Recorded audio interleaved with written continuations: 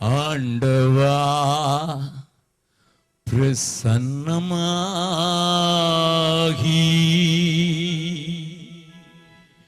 ஜீவன் ஊதி உயிர்ப்பியும் ஆசை காட்டும் தாசர் மீதில்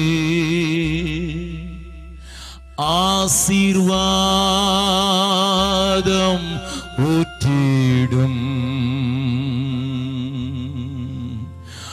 அருள் மாறி எங்கள் பேரில்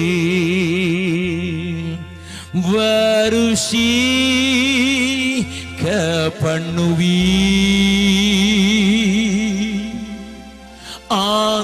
ஆசையோடு நிற்கிறோமே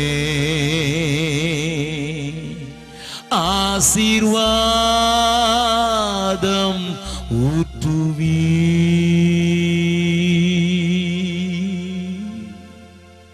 இயேசுவின் மூலம் ஜெபம் கேளும் நல்ல பிதாவே, ஆமென். நேற்றைய தினத்திலே மிஷனரி ஊழியம் ஏன் செய்யப்பட வேண்டும் என்பதனை குறித்து நான் பேச ஆரம்பித்து இன்றும் நாளையும் கூட அதனையே வலுவுறுத்தும் காரியங்களை உங்களுக்கு போதிப்பேன் என்று சொன்னேன். நேற்றைய தினத்திலே வந்தவர்கள் இல்லாமல் இன்றைக்குத்தான் வந்திருக்கிற ஒரு சிலர் இருந்தாலும் அவர்களுக்காக அதனை குறித்த 2 நிமிடத்தில் சொல்லிவிட்டு இன்றைய செய்திக்குள் கடந்து போக விரும்புகிறேன். ஏன் மிஷனரி பணியை தாங்க வேண்டும், மிஷனரிகளை அனுப்ப வேண்டும், மிஷனரி பணியில் எல்லாரும் ஈடுபட வேண்டும் என்பதை குறித்து முதலாவதானதும் பிரதானமானதுமான ஒரு காரியத்தை நேற்றைய தினத்திலே நான் சொன்னேன். It is a great commission. அது ஒரு பேர் ஆணை, ராஜாவினுடைய பேர் ஆணை என்பதை உங்களுக்கு வேதத்தில் இருந்து சுட்டிக்காட்டி உலகம் எங்கும் போய் எருசலேம் துவக்கி சகல தேசத்தாருக்கும் மனம் திரும்புதலும் பாவ மன்னிப்பும் பிரசங்கிக்கப்பட வேண்டியது என்பதனை சொல்லி the message of the kingdom of this gospel should be proclaimed in every nook and corner of the nations என்பதை நேற்றைய தினத்தில் உங்களுக்கு அழுத்தமாக சொல்லி அம்படிப்பட்ட ஆண்டவருடைய கட்டளையை நீங்கள் எல்லாரும் தலைமேற்கொண்டிருக்கிறீர்கள் என்பதை உங்களுக்கு நான் சுட்டிக்காட்டினேன். அப்படி எழுந்தும்போது நமக்குள்ளே ஒரு பிரச்சனை எழுந்தவும் ஆரம்பித்தது. எங்களால் முடியுமா ஐயா இந்த கட்டளையை செயல்படுத்துவதற்கு? என்னால், என் சபையால், என் குடும்பத்தால் நிறைவேற்றுவதற்கு எங்களுக்கு பலன் உண்டோ என்று கேட்ட அந்த கேள்விக்கும் நேற்றைய தினத்திலே பதில் சொல்ல வாஞ்சித்து பேதுருவுடைய வாழ்க்கையை கொஞ்சம் சுட்டிக்காட்டி, பேதுரு மற்றவனுடைய காரியத்தில் கரிசனையா இருந்த அவனை உங்களுக்கு முன்னதாக கொண்டு வந்து ஆண்டவர் அப்படிப்பட்ட பலவீனம் கொண்டவர்களையும் கூட இதே கட்டளையை கொடுத்து அனுப்புகிறதை நான் உங்களுக்கு காண்பித்து கொடுத்தேன்.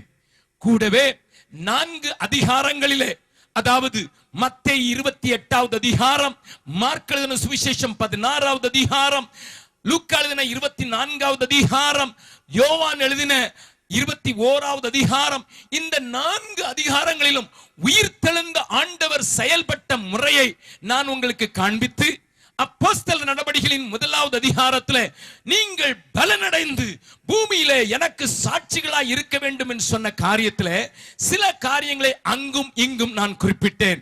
இந்த பகுதிகளை நீங்கள் வாசித்தால் அவர்கள் நம்பவில்லை அவரை என்று சொல்லுகிற வார்த்தை அடிக்கடி வரும். யார்? கூடவே இருந்தவர்கள் இயேசு உயிர்த்தெழுவேன் என்று சொல்லி அதனை கேள்விப்பட்டிருந்து அவரை தரிசித்த அவர்களே அவரை நம்பவில்லை என்று சொல்லுகிற வார்த்தையை மத்தேயுவிலே பார்க்கலாம், மார்க்குவிலே பார்க்கலாம். கவனியுங்கள், அவர்கள் சந்தேகப்பட்டார்கள் என்று மத்தேயும் எழுதுகிறார், மார்க்கும் எழுதுகிறார். அவருடைய இதயம் கடினப்பட்டிருந்தது, அவிசுவாசத்தினால் நிறைந்திருந்தது என்று மார்க்கு இன்னமும் கொஞ்சம் ஆழமாக எழுதி இயேசு அதை கடிந்து கொண்டதையும் எழுதுகிறார். அவருடைய இதயங்கள் கலக்கத்தினால் நிறைந்திருந்ததாக லூக்கா எழுதுகிறார். கூடவே அப்போஸ்தல நடவடிக்கைகளிலே அவருடைய நோக்கமெல்லாம் இந்த உலகத்துக்குரிய ராஜ்யமும் தனக்கு பதவி எப்பொழுது கிடைக்கும் என்கிறதிலே குறியாயிருந்ததையும் காண்பித்து, இன்றைய சபைகளின் நிலைமையும் இன்றைய தேவ மக்களின் நிலைமையும் இப்படியாக இருந்தாலும், in spite of all the weaknesses we find in the church, let me tell it again, in spite of all these weaknesses, suspicion, doubt, hardness of heart, fighting for the position, fighting for things around them, thinking about the earthly thing, including unbelief, Jesus gave a commandment to the disciples. இந்த பலவீனங்கள் கொண்ட கூட்டம் இருந்தாலும் ஆண்டவருடைய ஒரு பெரிய ஆணையாக, பெரிய திட்டமாக, நீங்கள் உலகமெங்கும் போய் இந்த சுவிசேஷத்தை பிரசங்கியுங்கள் என்று அவர்களை பார்த்து சொன்னார் என்று நேற்றைய தினத்தில் சொன்னேன். அன்றைய சூழ்நிலையையும் கொஞ்சம் சுட்டி காட்டினேன். அன்றைய பிரதான ஆசாரியன் அங்கே ஆலயத்தில் போடப்பட்ட பணம் எப்படி விரயமாக்கப்பட்டு லஞ்சமாக கொடுக்கப்பட்டது என்பதையும் நான் உங்களுக்கு காண்பித்து, the then church, நீங்கள் கேட்பீர்கள், ஐயா அது சர்ச் அல்லவே, அது சபை அல்லவே. மோசே எழுதும் போது எழுதுகிறான் அப்போஸ்தலர் நடபடிகள் 7வது அதிகாரத்திலே, சபைக்குள் இருந்தவனும் என்று மோசேயை குறித்து எழுதுகிறான். வனாந்திரத்திலே நடந்து வந்து பிரிக்கப்பட்டு நடந்து வந்த அந்த கூட்டத்தை ஆண்டவர் சபை என்கிற வார்த்தையை உபயோகப்படுத்தியிருக்கிறார். It is an assembly of people. ஆகையினால the then church and the top man, the high priest and the elders, பிரதான ஆசாரியரும் மூப்பர்களும் கூட பணத்தை, ஜனங்கள் ஆலயங்களை, ஜெப ஆலயங்களை ஆங்காங்கே கட்டுங்கள் என்று கொடுத்த பணத்தை, ஏழை எளியவர்களுக்கு உதவி செய்யுங்கள் என்று கொடுத்த பணத்தை, ஆராதனைகளை சரியாக நடத்துவதற்கு வசதிகளை செய்து தாருங்கள் என்று சொன்ன பணத்தை எடுத்து போர் சேவர்களுக்கு லஞ்சமாக கொடுத்து பொய்யான போதனை போதித்த அந்த காரியத்தையும் கொஞ்சம் அழுத்தமாகவே நான் சொல்லி இன்றைய சபைகளின் அவல நிலையை காண்பித்தேன்.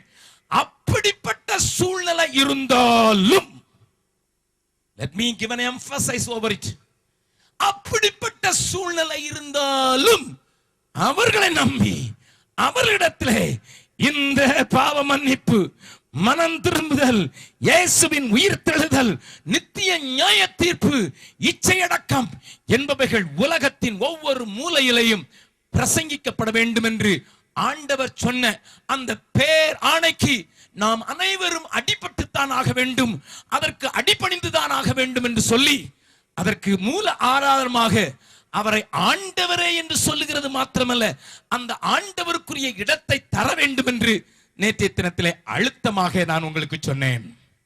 இன்றைக்கு நேரம் இருக்குமானால் 3 முக்கிய காரியங்களை உங்களோடு கூட பேசி, இன்றைக்கும் மிஷனரி பணி ஏன் செய்யப்பட வேண்டும் என்பதை குறித்து அழுத்தமாக ஆழமாக நான் பேச விரும்புகிறேன். முதலாவது, நமக்கு ஒரு பொறுப்பு உண்டு. We have a responsibility. நமக்கு ஒரு பொறுப்பு உண்டு என்பதனை வேதத்தில் இருந்து காண்பித்துக் கொடுக்க விரும்புகிறேன். கடமை ஒன்று உண்டு என்பதை காண்பித்துக் கொடுக்க விரும்புகிறேன். இரண்டாவதாக, நமக்கு பொறுப்பு மாத்திரமல்ல, நம்முடைய முன்னோடிகளான நம்முடைய மக்கள் நம்மை நேசித்து தன்னுடைய நாட்டை விட்டு இந்த நாட்டுக்கு வந்து நம்மோடு கூட உண்டு உறங்கி உழைத்து தங்களையே ஓடாக்கி விட்டு கடந்து சென்று விட்டார்களே மிஷனரிகள், அவர்களுக்கு நன்றி அறிதலாக நாமும் வாழ வேண்டும் என்பதை சுட்டிக்காட்ட விரும்புகிறேன். We must be grateful enough to our forefathers, they have shown what we should do, how we should do. நாம் எப்படி செய்ய வேண்டும், என்ன செய்ய வேண்டும் என்பதை வாழ்ந்து காட்டி சென்றிருக்கிறார்களே. அந்த மூதாதையர்களான மிஷனரிகள் என்ன செய்தார்களோ அவர்களுக்கு நன்றி அறிதலாக ஜீவிக்க வேண்டும் என்று வேதம் வற்புறுத்துகிறதை நான் இன்றைக்கு காண்பித்துக் கொடுக்க விரும்புகிறேன். கொலோசியர் 3வது அதிகாரம் 15வது வசனத்திலே நன்றி அறிதல் உள்ளவர்களாய் இருங்கள் என்பது கட்டளையாக கொடுக்கப்பட்டிருக்கிறதை உங்களுக்கு ஞாபகமூட்ட விரும்புகிறேன். மூன்றாவதாக, there is a need around you, there is a need, உங்களையும் என்னையும் சுற்றி ஒரு பெரிய தேவை வைக்கப்பட்டிருக்கிறதை நீங்கள் காணும்படியாக உங்கள் கண்கள் திறக்கப்பட்டால் நீங்கள் சும்மா இருக்க மாட்டீர்கள், வாழாதிருக்க மாட்டீர்கள், உங்கள் பலத்தை நம்பிக்கொண்டிருக்க மாட்டீர்கள் என்று சொல்லி இந்த 3 காரியங்களை கொஞ்சம் நான் உங்களுக்கு அழுத்தமாக வேதத்தின் அடிப்படையிலே இன்றைக்கு பேசுவதற்கு முயற்சி செய்கிறேன். வேகமாகத்தான் பேசுகிறேன், ஆனாலும் யாராயிலும் ஒருத்தர் கடிகாரம் உள்ளே பிடித்து வைத்துக் கொள்ளுங்கள், அது 9 தாண்டக்கூடாது. Hallelujah. நன்றாக கவனியுங்கள், நன்றாக கவனியுங்கள். I am going to talk about it in a very clear way. ஐயா, எங்களுக்கு பொறுப்பு இருக்கிறதோ, are we responsible for this nation? இந்த தேசத்துக்கு நாங்களா பொறுப்பாளிகள்? எங்களுடைய அண்டை மாநிலத்துக்கு நாங்களா பொறுப்பாளிகள்? நாங்கள் அறியாத பகுதிகளுக்கு நாங்களா பொறுப்பாளிகள் என்கிற ஒரு பெரிய கேள்வி உங்களுக்கு உண்டாகலாம். We are responsible for Kanyakumari district என்று சொல்லியும் உங்களுக்குள்ளே ஒரு எண்ணம் எழலாம். அதனை கொஞ்சம் போக்கும் வண்ணமாக, அது தேவனுடைய திட்டம் அல்ல, தேவனுடைய நோக்கம் அல்ல என்பதை நீங்கள் பார்க்கும்படியாக வேத வசனத்தின் அடிப்படையிலே நான் சில காரியங்களை காண்பித்துக் கொடுக்க விரும்புகிறேன். பல தேசங்களுக்கு நான் சுவிசேஷத்தை எடுத்து சொல்கிறேன். பல தேசங்களில் அடிகளின் மத்தியிலே, கல்லறிவின் மத்தியிலே, மிளாறுகளால் தண்டிக்கப்படுகிறதின் மத்தியிலே, வெறுக்கப்படுகிறதின் மத்தியிலே, சிறைச்சாலையில அடைக்கப்படுகிறதின் மத்தியிலே சுவிசேஷத்தை நான் ஊக்கமாய் பிரசங்கித்து வருகிறேன். ஆனால் I don't take credit of it. Hallelujah. நம்ம ஊர் பிரசங்கியார் மலேசியாவுக்கு போயிட்டு வந்துட்டாலே போதும். ஹலோ, அவர் கையில வேற வாட்ச் இருக்கும், அது எல்லாரும் பார்க்க முடியாது, கொஞ்சம் கையை அதிகமாகவே வீசி நடப்பார். அல்லது இங்கிருந்து பாம்பேக்கு போய்விட்டு வந்தாலே போதும், அவர் கையில இருக்கிற சூட்கேஸ் வித்தியாசமா இருக்கும், நீங்கள் பார்க்க முடியாத அடிக்கடி காட்டுவார். என்ன பிரதர் புதுசா இருக்குன்னு கேட்டா, இப்பதான் பாம்பேல இருந்து ஜஸ்ட் ரிட்டர்ன் அப்படி என்பார். டெய்லி ரிட்டர்னா இருக்கும். மலேசியா போயிட்டு வந்துட்டு அங்க போய் என்ன செஞ்சார்னு கேட்காதீங்க. போயிட்டு வர்றவங்க கிட்ட எல்லாம் கேட்டு பார்த்தீங்கன்னா தெரியும். போய் உண்மையாய் ஊழியம் செய்து வருகிறவர்களை நான் சொல்லவில்லை, சும்மா போயிட்டு வந்தவர்களை கேட்டு பார்த்தீங்கன்னா தெரியும். அங்க போய் வீட்டு கூட்டம் தரமாட்டீங்களான்னு அலைகிற ஏராளமான போதகர்கள் எனக்கு தெரியும். ஒரு வீட்டு கூட்டம் தாங்க பிரதர், இங்க நான் பீகார்ல 2000 பேர் வருவாங்க ஐயா, வந்து பிரசங்கம் பண்ணுங்க, நான் வரமாட்டான். அங்க 20 பேருக்கு போய் பிரசங்கம் பண்றதுக்கு இங்க இருந்து இவர் பிளேன்ல ஏறி அதுக்கு ஒரு பெரிய நோட்டீஸ் போட்டு எங்கள் போதகர் வெளிநாட்டு பயணம் போகிறான்னு ஒட்டி, இங்க ஒட்டுறாங்களோ தெரியல, திருநெல்வேலியில ஒட்டுறாங்க. அதுக்கு ஒரு விழா எடுத்து அதெல்லாம் போட்டு அவர் அங்க போய் இறங்கிட்டு அவர் வந்துட்டார்னா அதுக்கு பிறகு இனிமேலாம் நான் சாதாரண கூட்டத்தில் பேச மாட்டேன், நான் வெளிநாட்டு போயிட்டு வந்திருக்கிறேன். ஹலோ சார், நான் ஊழியக்காரல இல்ல, நம்ம ஆளே துபாயில போய் ரோட்டு வேலை செஞ்சுட்டு வந்தாலே இங்க நடக்கிற நடையே வித்தியாசம் தானே. அல்லேலூயா. பொண்ணு கேட்கும் போதே சொல்லுவான், வெளிநாட்டுல மாப்பிள்ளை வேலை பார்க்கிறாரு. என்ன பார்க்கிறாரு? அங்க போய் பார்த்தா தானே தெரியும். இங்க இருந்து அவர் பாஸ்போர்ட்டை தான் காட்டுறார், வெளிநாட்டுல போய் அங்க போய் கம்பி கட்டுறாரு, அவ்வளவுதான்.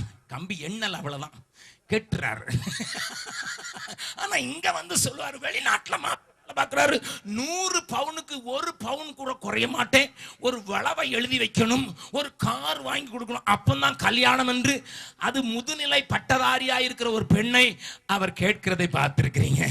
ஆனா இந்த மனுஷனை பாருங்க ஐயா, இந்த மனுஷனை பாருங்க. நான் சொல்றது கொஞ்சம் இடிக்குதோ?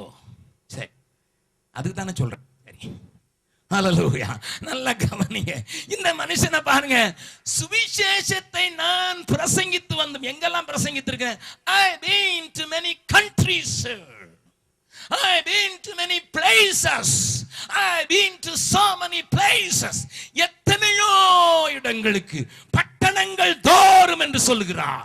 இந்த ஏரியாவில் எனக்கு ஒரு இடம் இல்லை என்று சொல்லுகிற அளவுக்கு பிரசங்கித்திருக்கிறேன். ஆனாலும் I don't consider that as an honor. அத மேன்மையா நினைக்கல. என்னமா தொடர்ந்து வாசிங்க பிரதர்.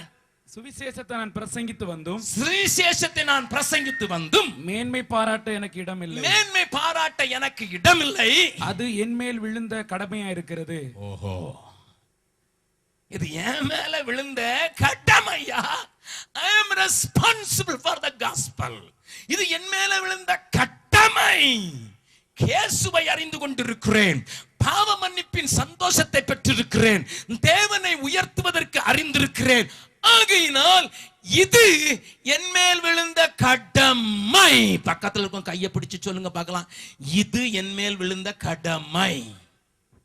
சொல்லுங்க சொல்லுங்க, பக்கத்துல சொல்லுவீங்க. அல்லேலூயா. நாளைக்கு அவங்க வந்து கேட்க மாட்டாங்க, பரவாயில்ல சொல்லுவீங்க. நான் கொஞ்சம் கொஞ்சம் உங்களுக்கு கலாட்ட பண்ற ஆள் தான். அல்லேலூயா. சுவிசேஷத்தை பிரசங்கிக்கிறது தேவனை அறிந்திருக்கிற எல்லா மனிதருடைய கடமை. It is a duty sir. It is not optional. அது தெரிந்து கொள்ளாமல் இருக்கலாம், தெரிந்து கொண்டும் இருக்கலாம் அல்ல, இது கண்டிஷனல். தேவ ஜனமே கொஞ்சம் நன்றாய் கவனியுங்கள், நன்றாய் கவனியுங்கள். நம்ம என்ன சொல்லுவோம் தெரியுமா? பிரதர், அதற்குன்னு நான் பிடிஹெச் படிச்சிருக்கேனா, பிடி படிச்சிருக்கேனா, எம்டியூ படிச்சிருக்கேனா, எம்டிஹெச் படிச்சிருக்கேனா, இதெல்லாம் இல்லாம நான் எப்படி பிரதர் சுவிசேஷத்தை சொல்லுறதுன்னு நான் ஒண்ணு கேட்கட்டுமா? சமாரிய ஸ்திரீ இயேசு கிறிஸ்துவை பார்த்தா, அவளை பார்த்த உடனே கேட்டா, நீர் மேசியாவான்னு கேட்டா, அவர் சொன்னார், உன் கூட பேசுகிற நான் தான் சொன்னாரு. உடனே ஊருக்குள்ள போயிட்டா. மத்தியானம் போய் கதவை தட்டினா, எல்லாரையும் வாங்க வாங்க வாங்க வாங்கன்னுட்டு. நான் அந்த சமாரிய மனுஷனா இருந்தேன்னு சொன்னேன், இருந்திருந்து 5ஓட வாழாம 6ஆவதோடு கூட வாழுகிற சொல்ற கேட்டு போக மாட்டேன்னு சொல்லியிருப்பேன்.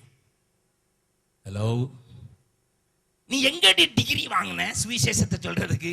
எந்த கலாசாலையில? அவ ஒன்னும் சொல்லல. எனக்கு ஒருவர் ஒரு காரியத்தை சொன்னார், நான் சொன்னதெல்லாம் சொல்லிட்டார். அவர் தான் வாங்க வாங்க வாங்க ஊரைய கூட்டிட்டான். எந்த செமினரியில போய் படிச்சாரு சொல்லுங்க? அவ எந்த செமினரியிலமா போய் படிச்சான்? எவ்வளவு நேரம் பைபிள் ஸ்டடி எடுத்து அவளுக்கு தெரியல. எருசலேம்ல தொழுகிறதா, வேற எங்கேயா தொழுகிறதா, இந்த சந்தேகம்லாம் கேட்டான். எங்க தாத்தா யாக்கோபு கொடுத்த கிணறுல தண்ணி குடிக்கிற நீர் என்னமோ வேற என்னமோ தண்ணி சொல்றீரு, என்னையா என்ன அப்படிலாம் கேள்வி கேட்டவா உடனே ஓடி போய் எல்லாரையும் இயேசுவிடத்துல கூட்டி கொண்டு வந்து விட்டாள். அவளை நினைக்கும் போதெல்லாம் பிரசங்கியாக பல நாடுகளுக்கும் பல இடங்களுக்கும் சென்ற நானே தலை குனிகிறேன். உண்மைதானே? அல்லேலூயா. அவ பேர் என்னையா? ஹலோ, மார்த்தாண்டத்தில் இருக்கவங்க பைபிளை மேல இருந்து கீழே வரைக்கும் கரைச்சு குடிச்சிருக்காங்கன்னு யாரோ சொன்னாங்க. ஹலோ, சமாரிய பெண்ணுடைய பேர் சொல்லுங்க. பேர் தெரியாதா? பேர் தெரியாத ஆளே சுவிசேஷம் சொல்ல முடியாது. நீங்க சொல்லுங்க, பக்கத்துல சொல்லுங்க. பேர் தெரியாத ஆளை சொல்லணும், நீங்க சொல்லுங்க. அது கடமையா? கடமை கடமை. நாங்கள் வாழ்கிற மாவட்டத்துக்கு அடுத்த மாவட்டம் கைமூர் மாவட்டம், பீகாரில். அங்கே ஒரு ஏழை பெண், படிக்க தெரியாதவள், இன்னமும் ஒரு வசனத்தை தாராளமாக படிக்க தெரியாது, தன்னுடைய பெயரையும் அவளுக்கு எழுத தெரியாது. அவள் ஆண்டவராகிய இயேசு கிறிஸ்துவை ஏற்றுக்கொண்டாள். ஒழுங்காக ஆராதனைக்கு வருவாள், நன்றாக பாடுவாள், பல பாடல்களை பாராமல் படித்திருந்தாள். வசனம் சொல்லுவதை கேட்டு பக்கத்து வீட்டுக்காரங்களுக்கு போய் சொல்லுவாள். அவளுக்கு அவ்வளவுதான் தெரியும். இப்படி அவளை சொந்தக்காரர்கள் பகைத்தார்கள், ஊரார் வெறுத்தார்கள். ஆனால் அவளோ எதுவும் அசைக்கப்படவில்லை என்று சொன்னாள், தன்னை அசைக்காது என்று சொன்னாள். அவளுடைய புருஷன் பயங்கர குடிகாரன். அவன் சம்பாதிக்கிறதெல்லாம் குடித்து விட்டு வந்து இவளை அடிப்பான், உதைப்பான். பக்கத்தில் இருக்கவங்க வந்து அவனை கட்டி போடுற அளவுக்கு குடிச்சிட்டு வருவான். அப்படிப்பட்ட குடும்பத்தில் இருந்த அவளுடைய வீட்டுக்கு ஒரு நாள் செய்தி ஒன்று வந்தது, உன்னுடைய கணவன் ஆஸ்பத்திரியில் இருக்கிறான் என்று. ஓடோடி சென்றாள். குடியின் கொடுமையினாலே உள்ளான பாகங்கள் எல்லாம் கெட்டு போய்விட்டது, அரிக்கப்பட்டு போய்விட்டது என்று சொல்லி அங்கே டாக்டர்கள் அவளை பார்த்து சொன்னார்கள், என்ன நடந்தாலும் கவலைப்பட மாட்டியே என்று சொன்னார். அவள் கேட்டுக்கொண்டிருந்தாள். அப்பொழுது டாக்டர் அவளை கூட்டு தன்னுடைய கணவனை பார்க்கும்படியாக வா என்று அவளை அழைத்தார். அழைத்து உள்ளே போய் பார்த்தபோது அவன் செத்து போயிருந்தான். செத்து போனவனை பீகாரில் என்ன செய்வார்கள், உடனடியாக ஆஸ்பத்திரியிலே ஒரு வெள்ளை துணியிலே முகத்தை எல்லாம் மூடி கட்டி இவளை எடுத்துக்கொண்டு போய் என்று சொன்னார். இவள் இந்த செய்தியை கேட்டுக்கொண்டு அந்த பிணத்தை வீட்டுக்கு கொண்டு போக ஆயத்தப்படுகிறதுக்குள்ள ஊருக்குள்ளே யாரோ போய் சொல்லிவிட்டார்கள். ஊரார், உற்றத்தார், கூட பிறந்தவர்கள், சொந்தக்காரர்கள் அனைவரும் அங்கே கூடிவிட்டார்கள். பிணம் வரும், நாம் அதை முறையிலே அதை எரிக்கிறதுக்கு எடுத்துக்கொண்டு போகலாம் என்று. அப்படி பேசிக்கொண்டிருந்தவர்கள் இன்னொரு காரியத்தையும் பேசிக்கொண்டாங்க. இவ இயேசு இயேசுன்னு சொல்றா, இதை இயேசுவின் காரங்கள்லாம் புதைக்கத்தான் செய்வாங்க. நம்ம முறைப்படி இவளுடைய பணத்தை எரிக்கணும், அப்ப சண்டை வரும், பார்க்கலாம், நடக்கிறத பார்க்கலாம். இதுதான் சான்ஸ், இவளை மண்டியிட வைக்கிறது இதுதான் சான்ஸ் சொல்லி ஊராரும் முத்தார்களும் பெரிய சவால் விட்டு கொண்டு நிற்கிறார்கள். பணத்தோடு கூட அவள் தன்னுடைய வீட்டுக்கு போனாள். வீட்டுக்கு போன உடனே வீட்டுல மற்றவர்கள் அழுதார்கள், ஓ என்று அழுதார்கள். மத்திய தர வயதையை சேர்ந்தவன் ஆகையினால் அவள் சொன்னார், எல்லாரும் வீட்டை விட்டு வெளியே போங்கன்னு சொன்னாள். பிணத்தை கொண்டு நடு ரூம்ல போட்டி விட்டு எல்லாரும் வீட்டை விட்டு வெளியே போருங்கள் என்று சொன்னார். எல்லாரும் யோசித்தார்கள், திடீரென்று புருஷன் செத்து விட்டான், ஆகையினாலே அவளுக்கு மூளை கெட்டு போய்விட்டது, அதனால்தான் பைத்தியக்காரி மாறி நடக்கிறான்னு சொல்லி, சரி அவளுக்கு பைத்தியம் முத்தாதபடி நாம் வெளியே போயிடணும் எல்லாரும் முற்றத்துக்கு போய்விட்டார்கள். இவள் கதவை பூட்டி விட்டாள். வெளியே இருக்கிறவங்களுக்கு என்ன நடந்தது தெரியாது. ஆனால் இவள் முழங்காலில் நின்றாள். அவள் ஒன்று மாத்திரம் சொன்னாள், ஆண்டவரே, என் கணவன் மரித்தது எனக்கு கவலை இல்லை, ஆனால் ஒன்று எனக்கு கவலை, இவன் ரட்சிக்கப்படாம போய் சேர்ந்துட்டான். நீர் எனக்கு இவனை உயிரோட திரும்ப தந்து தான் ஆகணும். அவன் ரட்சித்த பிறகு 10 நாள் இருந்தாலும் சரி, 15 நாள் இருந்தாலும் சரி, அதுக்கு பிறகு நீ எடுத்துக்கொண்டு எனக்கு கவலை இல்லைன்ட்டு 3 மணி நேரம் போராட்டமான ஜெபம். கவனியுங்கள், கதை சொல்லவில்லை. அந்த மனுஷனையும் காட்டுவதற்கு நான் எடுத்துக்கொண்டு வர முடியும், அந்த பெண்ணையும் கூட்டிக் கொண்டு வர முடியும், அவருடைய இருந்த இடத்திற்கு உங்களை அழைத்துக் கொண்டு போக முடியும். முழங்காலில் என்ன போராடி ஜெபிக்க ஆரம்பித்தாள், அழுகையோடு ஜெபிக்க ஆரம்பித்தாள். வெளியே இருக்கிறவர்களுக்கு அழுகையும் இந்த சத்தமும் கேட்கிறது. இது என்னடா இது, உயிரோடு எழுப்ப போறாளா இவ உயிரோடு எழுப்ப போறான், இயேசு என்கிற ஒரு பேரை சொன்னா உயிரோடு எழும்பிடுவானான்னு சொல்லி வெளியே இருக்கிறவர்கள் மதிமயங்கி போயிருந்த நேரத்தில் 3வது மணி நேரத்தில் கட்டப்பட்டிருந்த அந்த பணம் எழுந்து உட்கார்ந்து, அம்மா தண்ணி குடு, உன் கையால தண்ணி குடிச்சா நான் பரலோகத்துக்கு போக முடியும்னு சொல்லி அவன் சொல்ல, இவனுக்கு தண்ணி மட்டும் இல்ல சாப்பாடையும் கொடுத்து எல்லாரையும் காட்டி, எங்க புருஷன் சாகல, என் இயேசு உயிரோடு இருக்கிறதுனால என் ஜெபத்தை கேட்டாருன்னு சொன்னதுனால இன்றைக்கு அவளுடைய வீட்டிலே ஒரு சபை இயங்கிக் கொண்டிருக்கிறது. கரங்களை தட்டி ஆண்டவரை மகிமைப்படுத்தலாமா? Hallelujah, hallelujah, hallelujah. You can come and see her. You can visit that place. You can see and what God has done. இன்னைக்கு சொந்தக்காரங்கெல்லாம் ஆட்டம் கொடுத்து போய் இருக்கிறது மட்டுமல்ல, அனைவரும் ஆண்டவருக்கு சொந்தமாக மாறிவிட்டார்கள். கரங்களை தட்டி ஆண்டவரை மகிமைப்படுத்தலாமா? Hallelujah, hallelujah, hallelujah. நன்றாய் கவனிங்கள், அற்புதங்களை செய்யும் இயேசுவின் நாமம், அதிசயங்களை நடப்பிக்கிற இயேசுவின் நாமம் இந்த பீகாரின் சாதாரண பெண், படிக்காத பெண்ணை சூப்பர் ஸ்டார் ஹீரோயினாக மாற்றிவிட்டது. நம்ம ஊர்ல வைத்த வலி காய்ச்சல் வந்தவங்களையே போட்டு நம்ம அவங்கள 10 விதத்துல போட்டோ எடுத்து வீடியோ காட்டுறதெல்லாம் அவளுக்கு காட்டணும்னா நாங்க என்ன காட்டணும்னு தெரியல. ஹல்லேலூயா. பாம்பேயில் இருந்து ஒரு பிரசங்கியாரை கூப்பிட்டு இருந்தோம், பீகாரில் அவர் பிரசங்கம் பண்ண வேண்டும் என்று. அவர் சொன்னார், கேமராமேனோடு வந்திருந்தார். அவர் கேமராமேனோடு கூட வந்தது மாத்திரமல்ல, எனக்கு தன்னுடைய ஆல்பத்தை எல்லாம் காட்டினார், தன்னுடைய எப்படி பெரிய பிரசங்கின்னு காட்டினார். நான் சொன்னேன், என்ன காட்ட போகிறீர்கள் என்று, கூட்டத்தை காட்ட போகிறீர்களா என்று. அவர் படம் 1 போஸ்ட் 1 அதுல எழுதியிருக்கு, படம் 1 போஸ்ட் 1, 2வது போஸ்ட் 2, போஸ்ட் 3, போஸ்ட் 4. அதாவது ஒரு மனுஷன் நான் சப்பானியா இருந்தவன் கொஞ்சம் எந்திரிச்சு கொஞ்சம் எந்திரிச்சு கொஞ்சம் எந்திரிச்சான். அதாவது ஒரு வீல் சேர்ல இருந்தவன் போஸ்ட் 1 ஒரு காலை எடுத்து வைக்கிறான், போஸ்ட் 2 2வது காலை எடுத்து வைக்கிறான், போஸ்ட் 3 கொஞ்சம் எந்திரிக்கிறான், 4வது எந்திரிச்சுன்னு போஸ்ட் 4. அவர் சொன்னார், இதெல்லாம் நான் செய்த ஊழியத்தில் என் ஜெபத்தை கேட்டு ஆண்டவர் செய்தது என்றார். நான் சிரிச்சேன், நான் அவரை பார்த்து சிரிச்சேன். என்ன பிரதர் சிரிக்கிறீங்க, கத்தர் செய்தாருன்னு சொல்லிட்டு மகத்தை நீங்க கத்தர் செய்தாருன்னு சொல்ல, நீங்க தானே செய்தாருன்னு சொன்னீங்க, அதனால எனக்கு சிரிப்பு வந்துட்டுன்னு சொன்னேன். அதனால கொஞ்சம் யோசித்தே நான் உங்களை உபயோகப்படுத்தலான்னு யோசிக்கிறேன்னு சொன்னேன். அவருக்கு என் மேல பயங்கர கோபம். அங்க நாங்க கூட்டம் நடத்த போனோம். கூட்டம் நடத்த போனா நான் அவரிடத்துல முதல்ல சொல்லியிருந்தேன், ஐயா எங்க ஜனங்கள் படிப்பறியாத ஜனங்களும் இருக்கிறாங்க, முதல்ல கூட்டத்தை பார்க்குற ஜனங்கள் இருக்காங்க. அதனால நீங்க வந்து கூட்டத்துக்கு வரும்போது எல்லாரையும் கூட்டுறாதீங்க, எங்கிட்ட கொஞ்சம் கேட்டுங்க, ஆலோசனை கேட்டுங்க நாங்க சொல்றோம். இவர் பிரசங்கம் பண்ண எந்திரிச்சாரோ இல்லையோ, எவெல்லாம் சோமல்லையா வேற இங்க வானார், அவ்வளவுதான். எல்லாம் ஸ்டேஜில் ஏறினா ஸ்டேஜ் உள்ள போயிடுச்சு, ஆளை காணும், பிரசங்காரையும் காணும், ஆட்களையும் காணும். லைட் அணைஞ்சு போச்சு, எங்கிட்ட இருந்த பெட்ரோல் மாசும் உடஞ்சி போச்சு, மைக்கு கெட்டு போச்சுது. அவர் உள்ள கடந்து லப தூக்கி விடுங்க பிரதர், தூக்கி விடுங்க பிரதர்ங்கிறார். நல்லா கவனிங்க, நான் விளையாட்டுக்கு சொல்ல, நடந்தது அப்படியே சொல்றேன். நான் சொன்னேன், நீங்க தான் போஸ்ட் 1, போஸ்ட் 2, போஸ்ட் 3.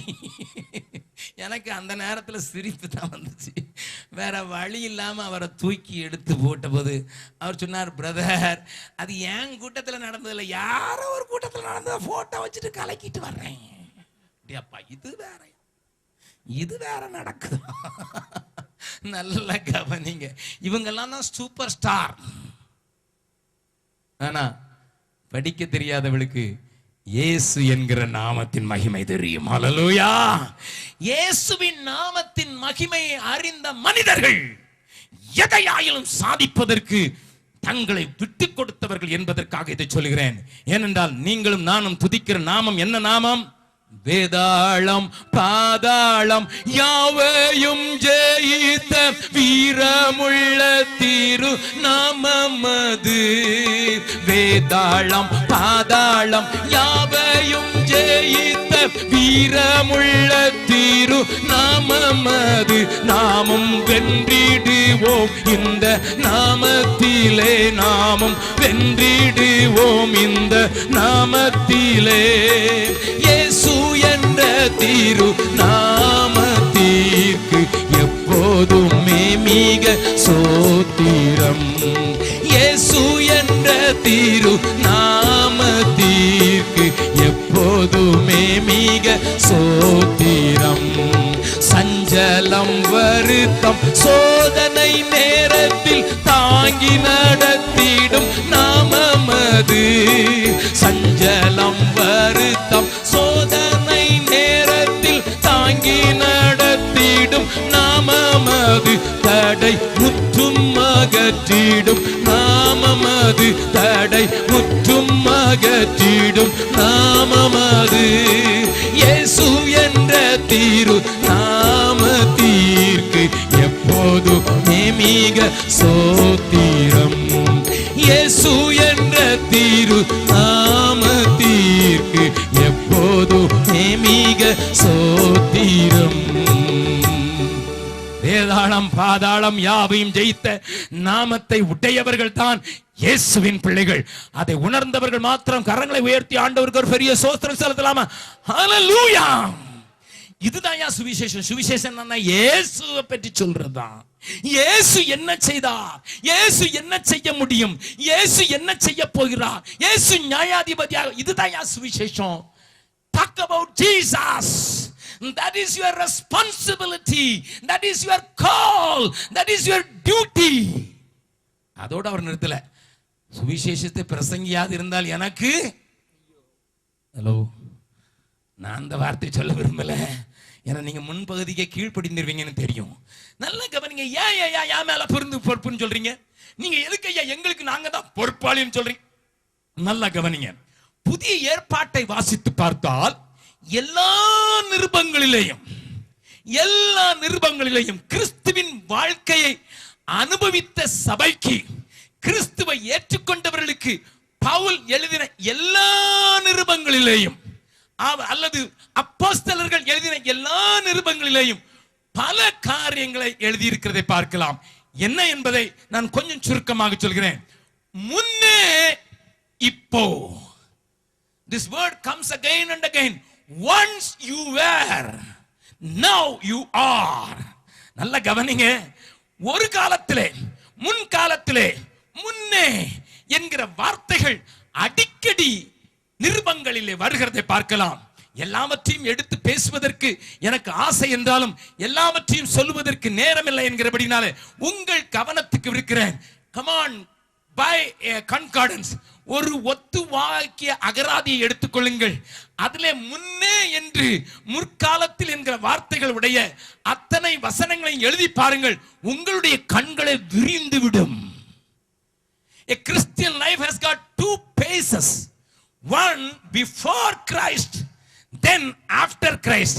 எப்படி கிறிஸ்து இந்த சமுதாயத்தை, இந்த சரித்திரத்தை இரண்டாக பிரித்து கிறிஸ்துவுக்கு முன் கிறிஸ்துவுக்கு பின் என்று எழுதி வைத்திருக்கிறாரோ, அப்படியே கிறிஸ்துவின் அடியவர்கள் எல்லாருடைய வாழ்க்கையிலும் கிறிஸ்துவுக்கு முன்னே, நான் கிறிஸ்துவுக்குள் வருவதற்கு முன்னே, கிறிஸ்துவுக்குள் வந்த பின்னர் என்கிற ரெண்டு பெரிய அத்தியாயங்கள் இருக்க வேண்டும். அதை நீங்க தேடி பார்த்தீங்கன்னா அதுல நான் சொல்ல முடியும், குறைந்தபட்சம் 30 காரியங்களை நீங்கள் எழுதி எழுதலாம். எல்லாவற்றையும் பேசுவதற்கு நேரமில்லை. ஆனால் சில காரியங்களை மாத்திரம் கொஞ்சம் தொட்டு காண்பிக்க விரும்புகிறேன். வாசியுங்கள். தெளிவாக சில ரோமரிலே எழுதியிருக்கிறது வாசிக்க முடியும். அதை ரோமர் 11வது அதிகாரம் 30வது வசனத்திலே வாசிக்க முடியும். ரோமர் 7வது அதிகாரத்திலே வாசிக்க முடியும். எபேசியருக்கு எழுதின நிருபத்திலே 2வது அதிகாரத்திலேயும் 5வது அதிகாரத்திலேயும் இதனுடைய விவரங்கள் ஏராளமாக கொடுக்கப்பட்டிருக்கிறதை வாசிக்க முடியும். கொலோசியருக்கு எழுதின நிருபத்திலே 1வது அதிகாரத்தின் 27வது 28வது வசனங்களில் மாத்திரமல்ல, 3வது அதிகாரத்தின் 5வது வசனத்திலிருந்து தொடர்ச்சியாக எழுதப்பட்டிருக்கிறதை நீங்கள் பார்க்கலாம். அப்படியே எல்லா புஸ்தகங்களிலும் எழுதப்பட்டிருக்க பேதுருவை கேட்டு பார்த்தால் அவரும் சொல்லுவார். 1 பேதுரு 2வது அதிகாரத்தை படித்து பாருங்கள். முன்னே இப்பொழுது என்கிற காரியங்களை அவர் விளக்க ஆரம்பித்திருக்கிறார். தீத்துவுக்கு பவுல் எழுதின காரியத்தை வாசித்து பாருங்கள். 3வது அதிகாரத்தின் 3வது வசனத்திலே நாம் முன்னே எப்படி இருந்தோம், இப்பொழுது எப்படி இருக்கிறோம் என்றெல்லாம் அவர் விளக்குகிறார். 1 கொரிந்தியர் 6வது அதிகாரத்தை வாசித்து பார்த்தால் அங்கேயும் விளக்கமாக எழுதப்பட்டிருக்கிறது. இவைகளெல்லாம் ஏன் சொல்கிறேன் என்றால், நீங்கள் குறிக்கிறவர்களாக இருந்தால் குறித்து வீட்டிலே போய் ஒரு வரிசை கிரமம் போட்டு பாருங்கள். 30 காரியங்கள் அங்கே சொல்லப்பட்டிருக்கிறது. There are 30 things at least mentioned in the word of God, what we were earlier, what we are today. முன்னே எப்படி இருந்தோம், இப்பொழுது எப்படி இருக்கிறோம் என்பதை எல்லா கிறிஸ்தவர்களும் தெளிவாக அறிந்திருந்தால் இன்றைக்கு கிறிஸ்தவத்திற்குள்ள ஒரு புத்துணர்வு உண்டாயிருக்கும், ஒரு எழுப்புதல் உண்டாயிருக்கும். ஒரே ஒரு வசனத்தை நான் வாசித்து காண்பிக்க விரும்புகிறேன். வாசிக்கலாம். தீத்துவுக்கு எழுதின நிருபம் 3வது அதிகாரம் 3வது வசனத்தை வாசிக்கலாம். ஏனெனில் முற்காலத்திலே, நல்ல கவனிங்க, முற்காலத்திலே நாமும் புத்தியினரும். ஹலோ பிரதர், நல்ல தெளிவா வாசிங்க, அடிக்க போறாங்க. ஹalleluya. வாசிங்க, மறுபடியும் வாசிங்க, சொல்லுங்க, வாசிங்க. ஏனெனில் முற்காலத்திலே, அதாவது கிறிஸ்துவை ஏற்றுக்கொள்வதற்கு முன்னதாக நாமும் பித்தியினரும். என்னதான் புத்தியினர் ஆங்கிலத்தில் சொல்லுங்க பார்க்கலாம். ஒரு டிரான்ஸ்லேஷன் நான் பார்த்தேன், இடியட்ஸ். புத்தி இல்லைன்னு சொன்னா கூட சில நேரங்கள்ல தெரியாம நம்மளே சொல்லிடுவோம் புத்தி இல்லாம போச்சுன்னுட்டு. ஆனா இடியட்னு யாராவது சொல்லிட்டா, ஹலோ, கிறிஸ்துவை ஏற்றுக்கொள்ள முன்னதாக நீங்க யாரு சொல்லுங்களேன், நீங்களே சொல்லுங்களேன். நான் சொல்லல, வசனத்தை தானே சொல்லுறேன். இடியட்ஸ். யாராவது இயேசு கிறிஸ்துவுக்குள்ள வராம இருந்தா, நான் சொல்லல, உங்களுக்கு ஒரு டைட்டில் கொடுக்கிறதுக்கு ஆண்டவர் சொல்றார், இடியட். என்னென்னலாமோ டாக்டர் பட்டம் அதெல்லாம் போடுறாங்களே, இதையும் சேர்த்து போட்டா நல்லா இருக்கும். கிறிஸ்துவுக்குள்ள வர்றதுக்கு முன்னால நீயும் நானும், என்னையும் சேர்த்து, நான் அதனால நாமும் அவரும் சேர்த்து சொல்கிறார். பவுல் தன்னையும் சேர்த்து எழுதுறாரு, தீத்துவையும் சேர்த்து சொல்றாரு. நம்ம புத்தியினராயிருந்தோம்டா, இடியட்டாயிருந்தோம், ஒன்னும் புரிய மாட்டேன்னுட்டுச்சு. நீங்க கேட்கலாம், எங்க தாத்தாவே கிறிஸ்தவர், அவர்கிட்ட நான் பிறந்தேன். நீங்க எவர்கிட்ட பிறந்தேன் எனக்கு தெரியாது. எனக்கு ஒண்ணு மட்டும் தான் தெரியும், கிறிஸ்துவுக்குள்ள வர்றதுக்கு முன்னால ஒரு காலம் உண்டு, கிறிஸ்துவுக்குள்ள வந்த பின்பு ஒரு காலம் வந்து, இதைத்தான் வேதம் மறுபிறப்பு என்று சொல்லுகிறது. ஹல்லேலூயா. அதைத்தான் இயேசு சொல்லும்போது சொன்னார், நீ மறுபடியும் பிறக்காவிட்டா பரலோக ராஜ்யத்தை பார்க்கவே மாட்ட. பிரவேசிக்கிறது 2வது, பார்க்கவே மாட்டேன். ஹல்லேலூயா. நல்லா கவனிங்க. புத்தியினரும், வாசிங்க, கீழ்ப்படியாதவர்களும். இதுதான் இன்னைக்கு நடக்குது. கீழ்ப்படியாதவர்களும் வழி தப்பி நடக்கிறவர்களும் வழி தப்பி நடக்கிறவர்களும் பலவித இச்சைகளுக்கும் இன்பங்களுக்கும் அடிமைப்பட்டவர்களும் துர்க்குணத்தோடும் பொறாமையோடும் ஜீவனம் பண்ணுகிறவர்களும் பகைக்கப்படத்தக்கவர்களும் ஒருவரை ஒருவர் பகைக்கிறவர்களுமாய் இருந்தோம். இது எனக்கு கடந்த கால அனுபவம் தான், இப்ப இல்லைன்னு சொல்றவங்க மாத்திரம் ஒரு ஓங்கி ஒரு அல்லேலியா போடுங்க பார்க்கலாம். என்ன போக மாட்டேங்க மேல? இவ்வளவு நேரம் டமால்னு அல்லேலியா மேல போச்சு, இப்ப 1 2 மட்டும்தான் போகுது. என்ன பிரதர் முன்னே பின்னேன்னு விட்டீங்களே? எங்களுக்கு முன்னையும் அப்படித்தான், பின்ன அதை விட மோசம். முதல்ல சபைக்கு வரமுனால வந்தா கிறிஸ்துமஸ்க்கு மட்டும் வருவேன், ஈஸ்டருக்கு மட்டும் வருவேன், இல்லைன்னா இயேசு கிறிஸ்து சிலுவையில் அறையிறதுக்கு பெரிய வெள்ளிக்கிழமைக்கு வருவேன். இப்போ நான் டீக்கனார், இப்பொழுது நான் மூப்பர், நான் இப்போ கல்யாணம் கட்டி இருக்கிறது கிறிஸ்தவ பொண்ணு, அதனால அவள் வாரம்ங்கிறான். நான் உள்ள வந்த பிறகு அங்கே செய்கிற அட்டகாசத்தெல்லாம் பார்த்து இன்னும் கோபக்காரனா, இன்னும் பகைக்கிறவனா, இன்னும் பொறாமை கொள்கிறவனா, இன்னும் எல்லாவற்றையும் பண்ணுகிறவனா மாறிவிட்டேன் என்று சொல்கிறவர்கள் ஏராளமாக இருக்கிறீர்களோ?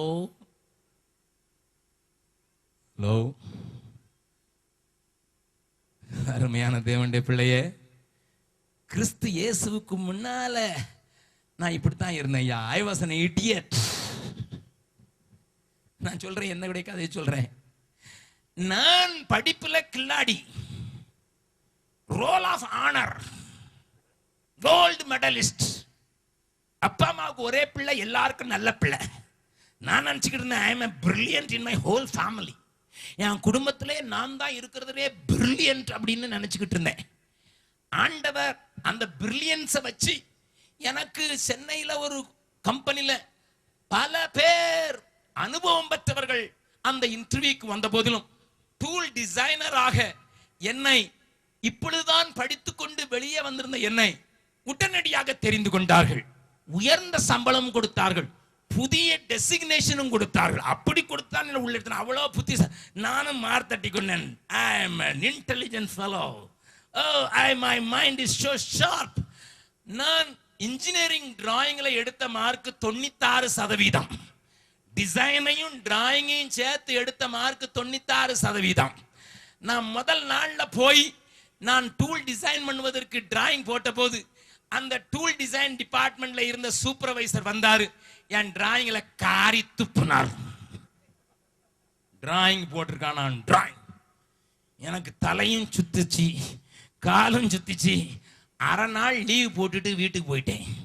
அவர்கிட்ட சொன்னேன், இப்போ தான் அந்த ஊருக்கு வந்திருக்கேன், சாமான் வாங்கணும்னு போயிட்டேன். எனக்கு சாமான் வாங்கல, ஒரு நாள் வளனும் போல இருந்தது. எங்க வாத்தியார் கூப்பிட்டு எத்தனை சபாஸ் சொன்னாரு. எங்க பிரின்சிபல் தன்னுடைய ரூம்ல கூப்பிட்டு எத்தனை தடவை சபாஸ் பான்னு சொன்னாரு. இந்த ஆளை நடனா என் டிராயிங்லே துப்பிட்டானு சொல்லி எனக்கு தூக்கமே வரல. நல்ல கவனிங்க. சரி, இப்படி நல்ல சம்பளம் வாங்கிட்டு இருக்கும்போது ஒரு நாள் ஏசியா ரூமுக்கு வந்தார். அவர் வந்த போது அவரையும் பார்த்துட்டு அவர் என்னை ஏற்றுக்கொள்ளுன்னு சொன்ன போது நான் சொன்னேன், இப்ப தானே இத்தனை வயசு ஆகுது, கொஞ்சம் அனுபவிச்சுட்டு வரேன் அப்படின்னு சொன்ன போது அவர் சொன்னார், இடியட்ஸ், மதிகேடனே, இன்றைக்கு ராத்திரி உன் ஜீவன் போனால் எங்க போவ? அடே பாப்பம் தெரிஞ்சது இடியட்னுட்டு.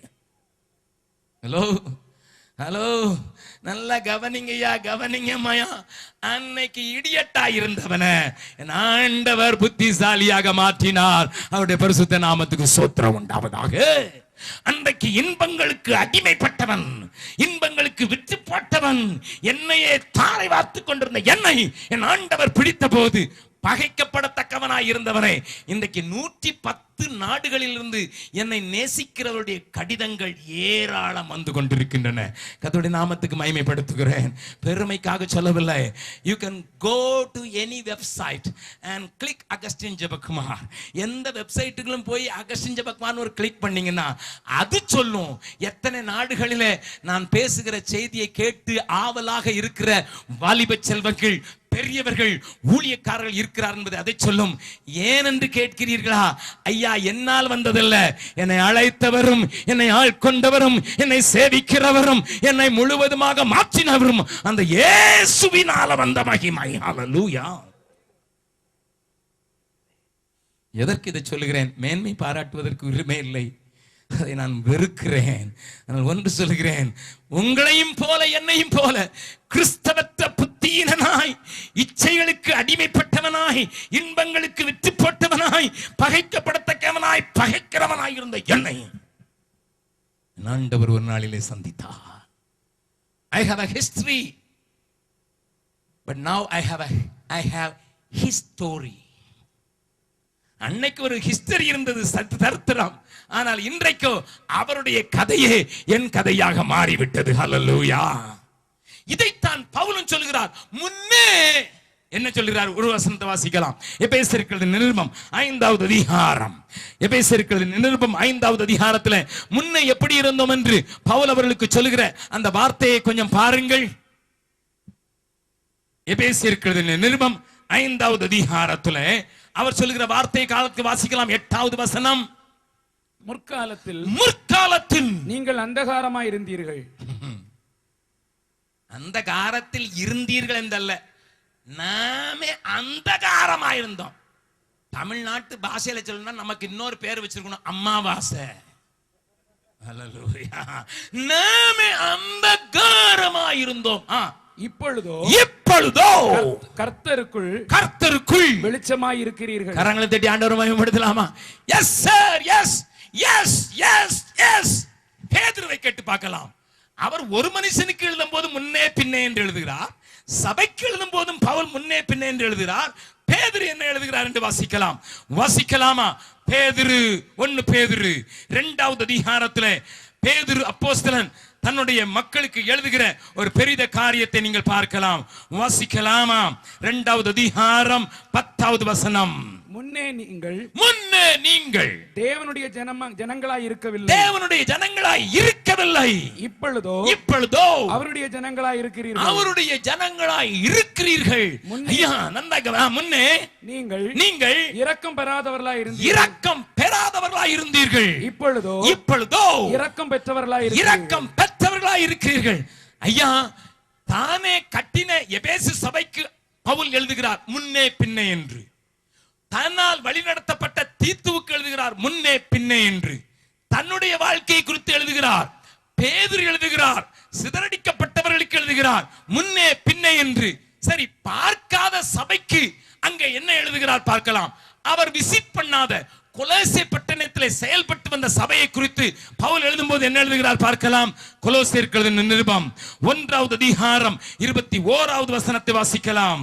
முன்னே அந்நியராகவும் துர்க்கிரியைகளினால் மனதிலே சத்துருக்களாயும் இருந்த உங்களையும் பரிசுத்தராகவும் குற்றமற்றவர்களாகவும் கண்டிக்கப்படாதவர்களாகவும் தமக்கு முன் நிறுத்தும்படியாக அவருடைய மாம்ச சரீரத்தில் அடைந்த மரணத்தினாலே இப்பொழுது ஒப்புரவாக்கினார். அல்லேலூயா. கரங்களை தட்டி ஆண்டவரை மகிமைப்படுத்தலாமா? கிறிஸ்துவை அறிந்திருக்கிறீர்கள் என்று நினைத்து உங்களை பற்றி பேசுகிறேன். அப்படி ஒருவேளை இந்த கூட்டத்தில் இருக்கிற யாரோ ஒருவர் ஏதோ ஒரு பாரம்பரியத்திலே வளர்ந்து விட்டேன், ஆகையினால் நான் கிறிஸ்தவனாய் இருக்கிறேன் என்று சொன்னால் தயவு செய்து நின்று யோசித்து பாருங்கள். உங்களுடைய சரித்திரத்தை ஒருவர் எழுதும் போது கிறிஸ்துவுக்குள் வருவதற்கு முன்னதாக ஒரு வாழ்வு, கிறிஸ்துவுக்குள் வந்த பின்பு ஒரு வாழ்வு என்பதை நீங்கள் புரிந்து கொண்டு தான் ஆக வேண்டும். அது இன்றைய தினமாக இருப்பதாக. கல்வாரியின் கருணையீதே காயங்களில் காணுதே. கர்த்தன் இயேசு பாருனக்காய் கஷ்டங்கள் சகித்தாரே. கர்த்தன் இயேசு பாருனக்காய் கஷ்டங்கள் சகித்தாரே. விலையேற பெற்ற தீருரத்தமே அவர் விழாவினின்று பாயுதே. விலையேற பெற்றோனாய் உன்னை மாற்ற விலையாக ஈந்தனரே. ஆஹா, விலையேற பெற்றோனாய் உன்னை மாற்ற விலையாக ஈந்தனரே. பாடலாமா என்னோடு கூட சேர்ந்து? பொன் வெள்ளியோ மண்ணின் வாழ்வோ இவ்வன்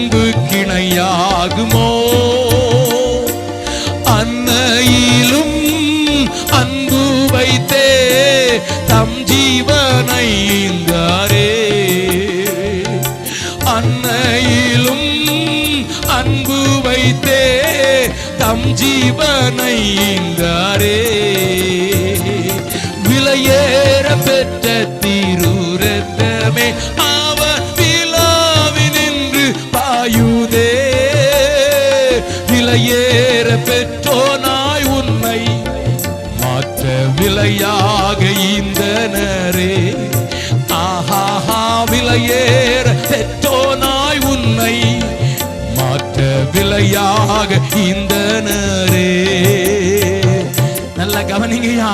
ஒன்றுக்கு உதவாத உங்களையும் என்னையும், சத்ருவுக்கு அடிமைப்பட்டிருந்த உங்களையும் என்னையும் விலையேற பெற்ற இரத்தத்தினால மீட்டுக்கொண்டு நம்மை விலையேற பெற்றவர்களாக மாற்றி இருக்கிற அந்த நிலைமையை புரிந்து கொண்டால் எனக்கு ஒன்று தெரியும். நான் புதுப்பிக்கப்பட்டது மாத்திரமல்ல, நான் மாற்றப்பட்டது மாத்திரமல்ல, நான் ஒரு பொறுப்பை சுமக்கிறவனாக மாறிவிடுகிறேன். எல்லாவற்றையும் பேசுவதற்கு நேரம் இல்லை. 30 ஒரு காரியத்தை மாத்திரம் பேசிக்கலாம். மறுபடியும் வாசியுங்கள் பிரதர், வாசியுங்கள். 1வது அதிகாரம் கொலோசியர் 21வது வசனத்தை வாசிக்கலாம். முன்னே அந்நியராயும் துர்க்கிரியைகளினால் மனதிலே சத்துருக்களாயிருந்த உங்களையும் போதும். we were enemies. இன்னும் எபேசியர் எழுதும்போது எழுதுகிறார், தேவனற்றவர்கள், காணியாட்சிக்கு தூரமானவர்கள், எதிரிகள். நல்லா கவனிங்க. முன்னால சத்துருவா இருந்தா இப்ப எப்படி மாறி இருக்கிறேன்? சொல்லுங்க சொல்லுங்க. என்ன சொல்ல மாட்டேங்கிறீங்க? ஐயா, சத்துருக்கு எதிர்ப்பதம் தமிழ் படிக்கிறதே கிடையாதான். சரி, இங்கிலீஷ்ல கேட்கிறேன். நீங்கெல்லாம் எல்லாம் இங்கிலீஷ் மீடியம் ஸ்கூலா இருக்குது. If you are enemies, then what is your present position? Friend. அப்ப சத்துருன்னா இப்போ என்னது? நண்பன், சிநேகிதன். நல்லா கவனிங்க. பக்கத்துல உங்க கையை பிடிச்சு சொல்லுங்க, ஆண்டவருக்குள்ள வந்ததுனால. சொல்லுங்க சொல்லுங்க. வீட்டுக்காரர் தான் பக்கத்துல இருக்கார், பரவாயில்ல, சொல்லுங்க. அல்லேலூயா. ஆண்டவருக்குள்ள வந்ததுனால இப்ப நீங்க சத்துரு இல்ல, நீங்க மித்ரு, நீங்க சிநேகிதன். அல்லேலூயா. ஆபிரகாம் தான் சிநேகிதன் போட்டிருக்கு பிரதர். எங்களையா போட்டிருக்கு? எங்களை தான் போட்டிருக்கு. உங்களை தான் போட்டிருக்கு. சிநேகிதனை பற்றி 2 காரியத்தை மாத்திரம் நான் சொல்லிட்டு அடுத்த பாயிண்ட்டுக்கு போக முடியுமான்னு தெரியல. டைம் முடிஞ்சிச்சு. நாளைக்கு 2 காரியத்தையும். அல்லேலூயா. 2 காரியத்தை வாசிக்கலாமா? வாசிக்கலாம். யோவான் எழுதின சுவிசேஷம் 15வது அதிகாரம். யோவான் எழுதின சுவிசேஷம் 15வது அதிகாரத்தில் வேகமா வாசிக்கலாம். 13வது வசனத்தில் இருந்து வாசிக்க போகிறோம். ஒருவன் தன் சிநேகிதருக்காக தன் ஜீவனை கொடுக்கிற அன்பிலும் அதிகமான அன்பு ஒருவரிடத்திலும் இல்லை. நான் உங்களுக்கு கற்பிக்கிற யாவையும் நீங்கள் செய்வீர்களானால் என் சிநேகிதராய் இருப்பீர்கள். இனி நான் உங்களை ஊழியக்காரர் என்று சொல்கிறதில்லை. நமக்கு பெரிய வேதனை என்ன தெரியுமா? நான் ஊழியக்காரனா சுவிசேஷம் சொல்றதுக்கு, நான் ஊழியக்காரனா மிஷினரியா போறதுக்கு, நான் ஊழியக்காரனா மிஷினரியை தாங்கிறதுக்கு, நான் ஊழியக்காரனா. எங்களை ஆண்டவர் இப்படி பணம் சம்பாதிச்சு நல்ல வீடு போட வச்சிருக்கிறார், வீடு வைக்க வச்சிருக்கிறார். கன்னியாகுமரி பாஷையில. அல்லேலூயா. எங்க நல்லா சம்பாதிச்சு வயலு வேப்பாடு அது இதுன்னு வாங்கி பல கிலோவை அடுக்க வச்சிருக்கிறார். ஊழியக்காரங்களா? ஆண்டவர் என்ன சொல்றாரு? நான் இனி உங்களை ஊழியக்காரர் என்று அழைக்காமல், ஊழியக்காரன் தன் எஜமான் செய்கிறதை அறிய மாட்டான், சிநேகிதன் என்றேன். ஏனென்றால் ஊழியக்காரனுக்கு, வேலைக்காரனுக்கு அந்த எஜமான் என்ன செய்யறான்னு தெரியாது. நான் உங்களை சிநேகிதர் என்றேன். ஏனெனில் என் பிதாவினிடத்தில் நான் கேள்விப்பட்ட எல்லாவற்றையும் உங்களுக்கு அறிவித்தேன். இப்ப நீங்க யாரு?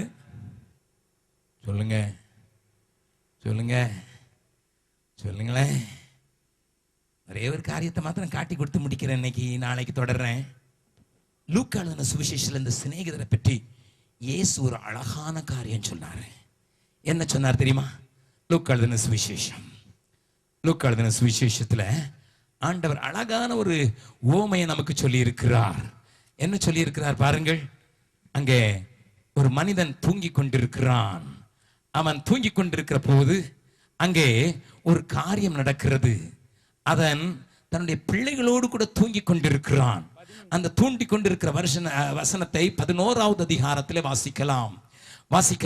வேகமாக வாசிங்க பிரதர். என் சிநேகிதன் ஒருவன், அவன் 5ஆம் வசனத்தை வாசிங்க. பின்னும் அவர் அவர்களை நோக்கி உங்களில் ஒருவன் தனக்கு சிநேகிதனாய் இருக்கிறவனிடத்தில் பாதி ராத்திரியிலே போய் சிநேகிதனே என் சிநேகிதன் ஒருவன் வழிப்பிரயாணமாய் என்னிடத்தில் வந்திருக்கிறான். அவன் முன் வைக்கிறதற்கு என்னிடத்தில் ஒன்றுமில்லை. நீ 3 அப்பங்களை எனக்கு கடனாக தர வேண்டும் என்று வேண்டிக் கொண்டான்.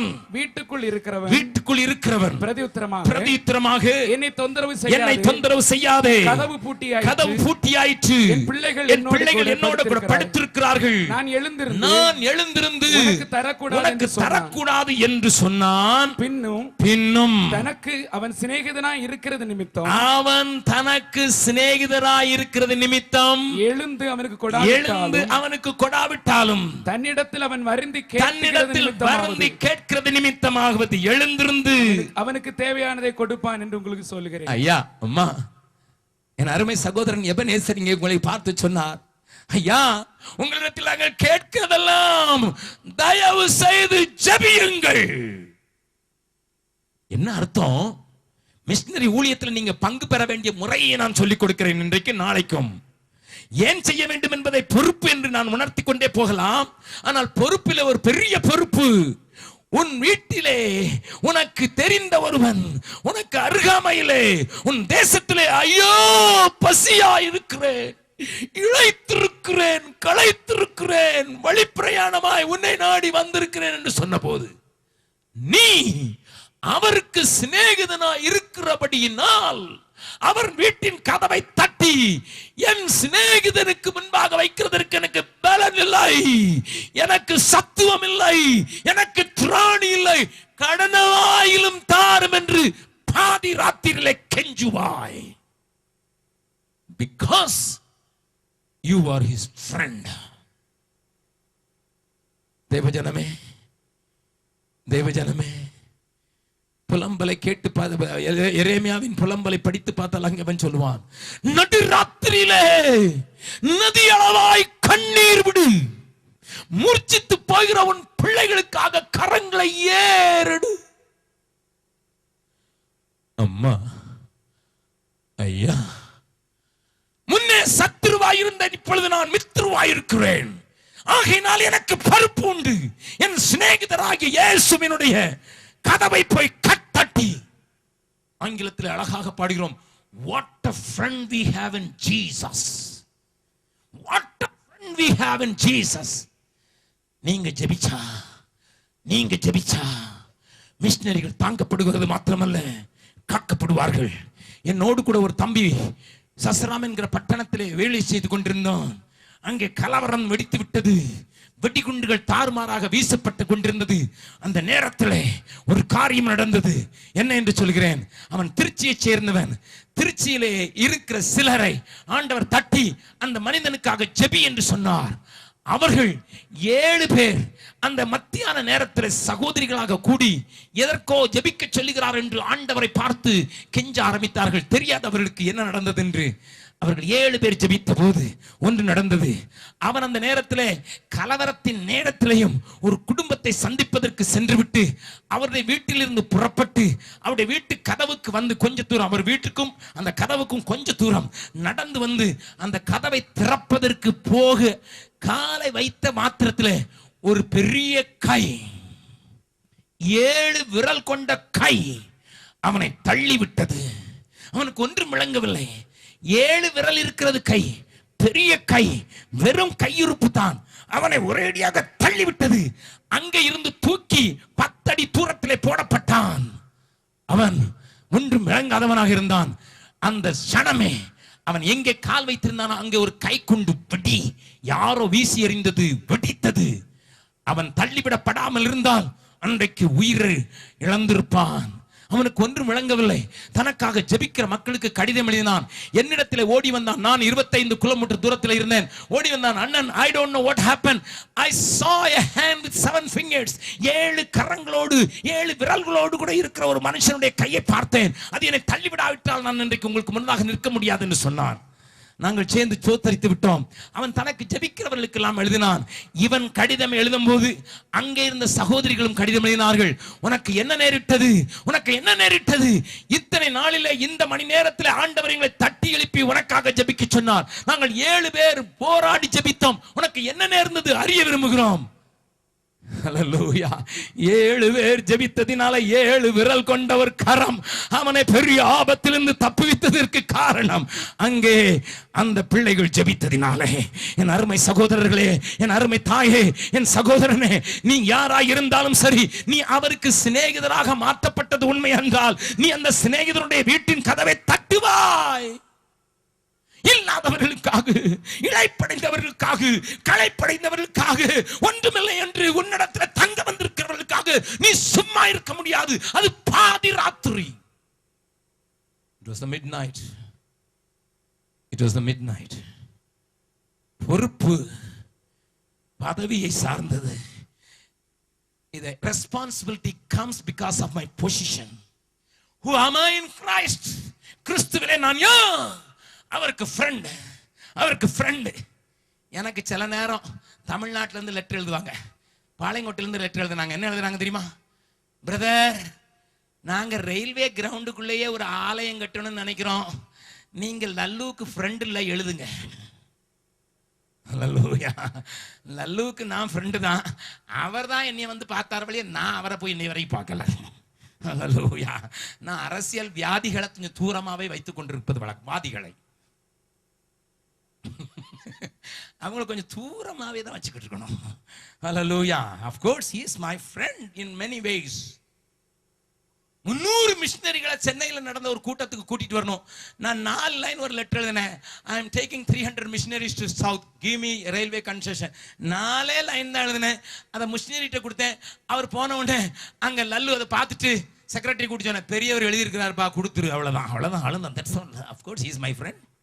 He is so close to me. He recognized me. I never been to his house. I never wanted to visit his office even. அவருடைய ஆபீஸுக்கு போனதில்லை, அவருடைய வீட்டுக்கு போனதில்லை.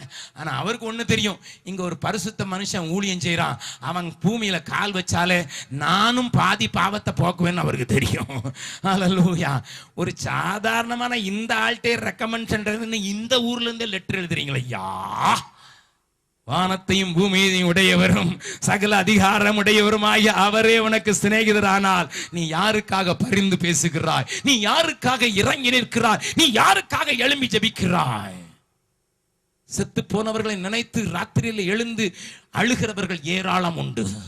செத்து போன தாய், பிள்ளைகள் மற்றவர்களை நினைத்து எழுந்து ஐயோ என்று புலம்புகள் உண்டு. ஆனால் செத்து கொண்டிருக்கும் கிறிஸ்துவற்ற கோடி மக்களுக்காக எழுந்து கதறுகிறவர்கள் ஏன்?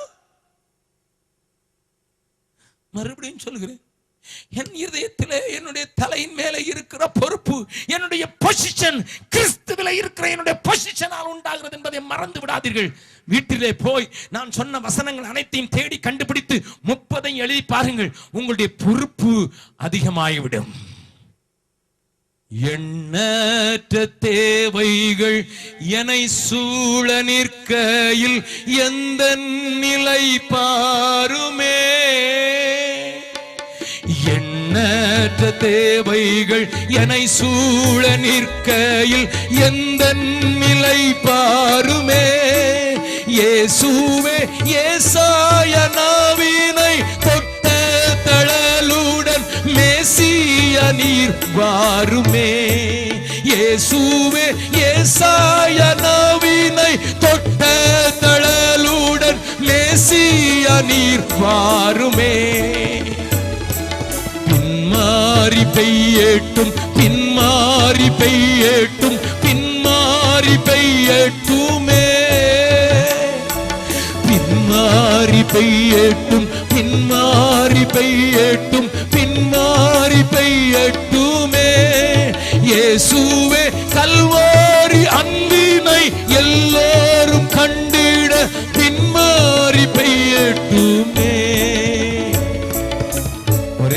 அழைப்பை மாத்திரம் இன்றைக்கு கொடுக்க விரும்புகிறேன். ஐயா, இந்த ஆராதனையின் துவக்கம் முதல் இதுவரை நீங்கள் செய்த ஊழியத்தையும் மிஷனரி பணிகள் இந்த இந்தியாவுக்கு எத்தனை அவசியம் என்பதையும் அதன் முறைகளையும் நாங்கள் கேள்விப்பட்டோம்.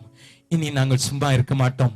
எப்படி ஆகிலும் எங்களால் இயன்ற அளவுக்கு எங்கள் முழங்கால்களை மடக்கி எங்கள் சிநேகிதராம் அவருடைய கதவுகளை தட்டுவோம் என்று சொல்கிறவர்கள் மாத்திரம் கரங்களை உயர்த்தலாமா? மிஷனரி பணிகளுக்காக ஜெபிக்காமல் நானும் என் குடும்பமும் தூங்க மாட்டோம். மிஷனரி பணிகளுக்காக ஜெபிக்காமல் நாங்கள் இனி சும்மா இருக்க மாட்டோம் என்று சொல்கிறேன். கிட்டத்தட்ட அனைவருடைய கரங்களும் மேலே போயிருக்கிறதை பார்க்கிறேன். என் இதயத்தின் ஆழத்தில் இருந்து என் ஆண்டவருக்கு நன்றி செலுத்தி உங்களுக்கு வணக்கத்தை தெரிவிக்கிறேன். அப்படி எல்லாரும் எழுந்திருப்பீர்களா? என் வேத வசனம் சொல்லுகிறது, நான் அவர்கள் மேல் விண்ணப்பத்தின் ஆவியையும் அவர்கள் மேல் வேண்டுதலின் ஆவியையும் ஊற்றுவேன். பின்மாறி காரிய மலத்தை அவர்கள் தங்களிடத்திலே கேட்டுக்கொள்ள வேண்டும், என்னிடத்திலே கேட்டுக்கொள்ள வேண்டும். அப்பொழுது எல்லாருடைய வயல்களும் நிரம்பத்தக்கதாக நான் மாறியை ஊற்ற பண்ணுவேன் என்று சொல்கிற அந்த பின்மாறி தேசத்திலே என்னுடைய மிஷனரிகளின் பணியில மிஷனரி பணித்தளங்களிலே தொடிப்பதற்கு அந்த வேண்டுதலின் ஆவியும் விண்ணப்பத்தின் ஆவியும் என் மேலே விழும்படியாக நீங்கள் 2 கரங்களை உயர்த்தி இருக்கும் போது, அல்லேலூயா